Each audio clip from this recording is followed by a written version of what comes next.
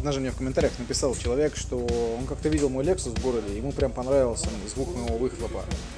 Но я вам могу сказать смело, что выхлоп я не делал, и причина приятного звука это вот. А что, так можно было, что ли? Вот это вот завод, а вот это вот уже кончившиеся. Причем те, кто ставят заслонки, вы, наверное, зря это делаете, потому что заслонка тут вот есть. Вон она.